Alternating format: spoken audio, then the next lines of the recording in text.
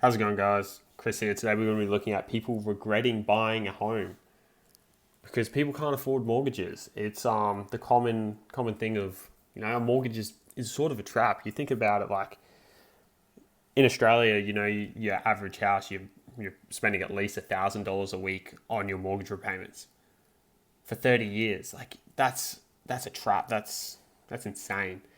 The full video being linked below. Let's get into it. I think one of my biggest pieces of advice for first-time homebuyers, and one of my regrets, so learn from my mistakes, is to slow down. Most of my first-time homebuyers, myself included, are buying fixer-uppers, right? Like, it's where we live is super expensive. Most of them need a little bit of work, and you want it done so fast. Sit on it for a little while. See what works in the house. See what floors you like. Figure out your style. Make a Pinterest board. I immediately got a new privacy fence. Ordered a custom back door, like new carpet. Honestly, looking back, I spent way too much money. And then I would make more money and I would still spend it because I wanted to get the house done, and it's still not done. And also, I didn't know my style and what I will say, yeah, obviously young people like myself, to even get into the market, you have to buy fixer-uppers. Like I just watched a video, $450,000 for a property in Perth that was, had dead rats in it. It was basically a literal dump. There was that much rubbish there, but the house was solid bones, as the real estate agent called it. So, you just need a cosmetic renovation on the inside, maybe a new kitchen, new bathroom type thing. But like these things cost money and time. Like a lot of people maybe watching my videos are tradies and whatever. So like for them, it's pretty good, pretty easy. But a lot of people aren't tradies, and even if you are a tradie, you might not have all the skills available to you to be able to fix up a house completely. So it costs a lot of money. So you gotta just.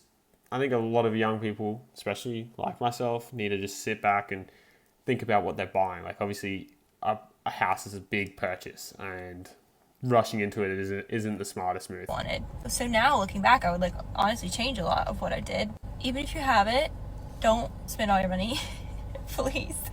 That is one of my biggest regrets, and it doesn't happen overnight. Making a house a home takes time, and I mean, here I am 3 years later, still renovating, obviously. So it's just chill out a little bit. Just chill, feel the house, figure out what you like, save up a little bit of money, and just know that you're gonna get there eventually. But making a house a home does take time. One of the biggest reasons that I think you can just say that even with, in general, just buying a house, taking a step back, making sure you're not overpaying for what you're getting, right? Especially when the property market just seems to keep going up and up and up. There's always deals to be had somewhere along the way. Getting those connections with real estate agents, if you can avoid them going onto the market, you can potentially get it a little bit cheaper of a price because they don't have to advertise, they don't have to spend their own money to get that house sold. So that's potentially a tip. If you have any tips for buying a house at a good price, make sure to comment them down below. people are regretting buying a house right now is they really underplay how expensive it is to own a house. Property tax, HOA, there is one, home insurance, electric bill, water bill, gas bill, sewer bill, trash pickup bill. It gets kind of insane.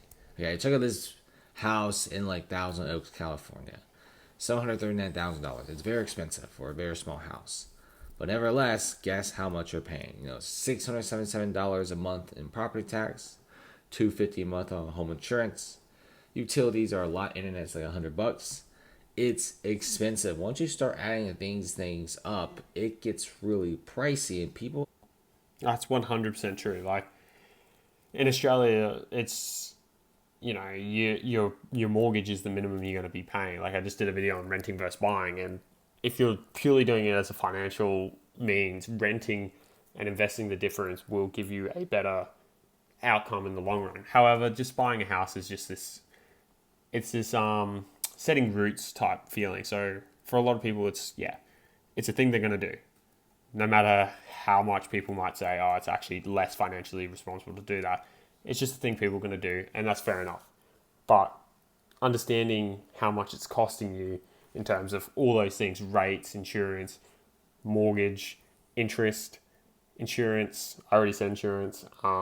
Utilities, like in Australia, they're fucking expensive, man. You're paying like $200 a month on electricity alone. Comment down below how much your electricity bill is. Mine's not too bad, I don't think. I hope. Start noticing, man, I really can't afford this. Look at this nice townhome with a fantastic view. Let's see how much it is. Look at this. HOA, $500. Home insurance, $250. Property tax, almost $700. Utilities, not included. If you add internet, it gets more expensive. You know, people are kind of regretting this, especially how a lot of people are getting like 6.5% interest rates. It's so incredibly high. A lot of people are kind of regretting their purchase, especially in the first few months. And it's getting kind of expensive here. Many homeowners also feel like there's mass renovation sometimes, which also costs a lot of money. Many housing owners aren't expecting the first bill to be this incredibly high with all the utilities. And that's exactly right. Like, if you haven't done your research, you're not going to expect all these things. So the remorse is just, it hits you even harder at the start. If you haven't done your research, haven't done, you haven't looked at all your numbers, it's just going to hurt even more when that first bill hits. The internet, the HOA, it starts adding up. It starts getting expensive. Check out some of these videos. I regret buying this house.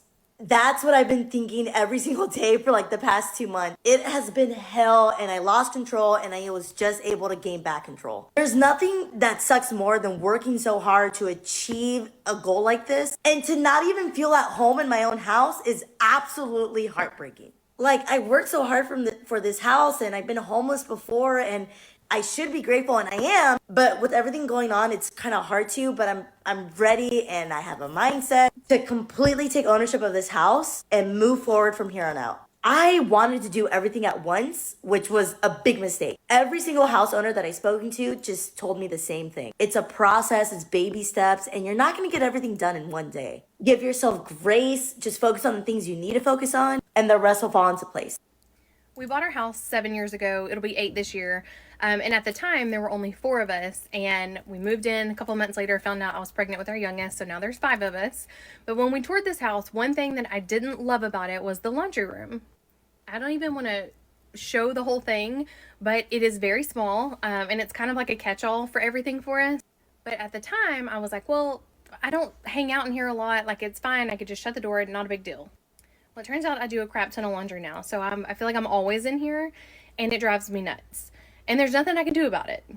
So I like to talk about this with my clients because when we sit down to do your buyer's consultation, we're going to talk about things that you absolutely want in a house and things that you absolutely do not want in a house.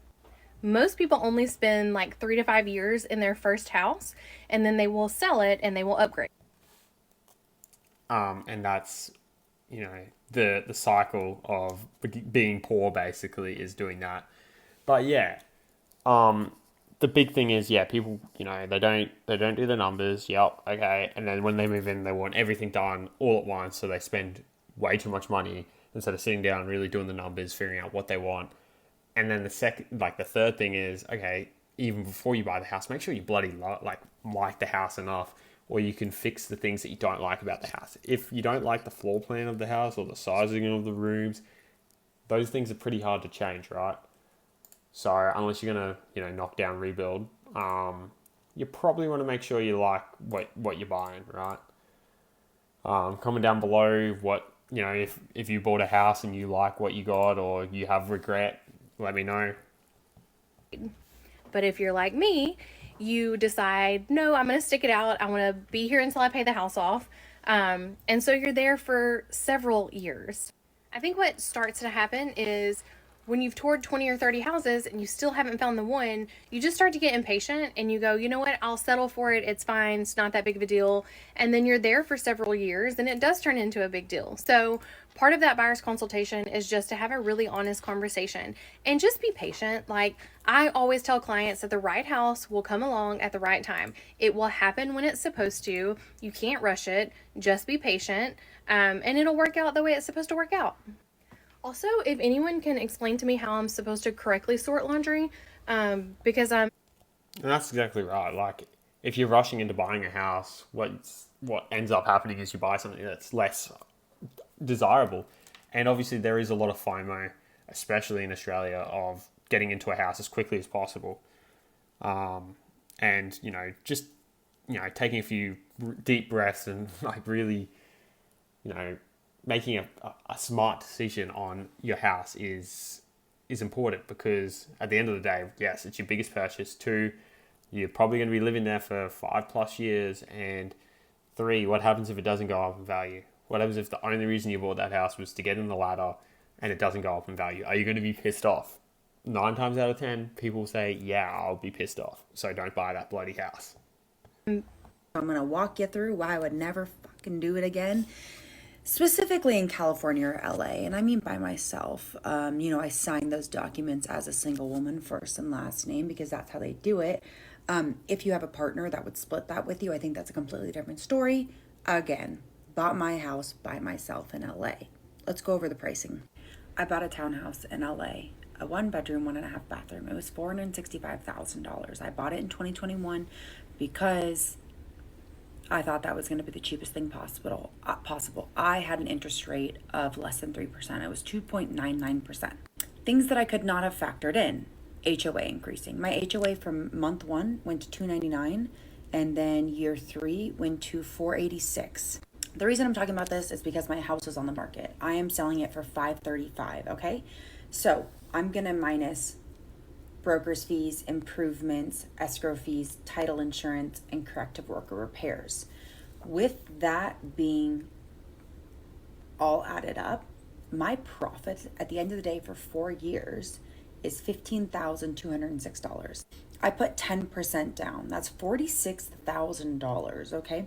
If I would have taken that $46,000 and for the exact same time period, so don't be like, the market's not reliable, the exact same time period, February 2021 to June of 2024, I would have made a profit of $21,644. So the difference of that would be that I was up $5,000. And So my husband and I, Yeah, that's exactly right. Like, sometimes it's better if you're not...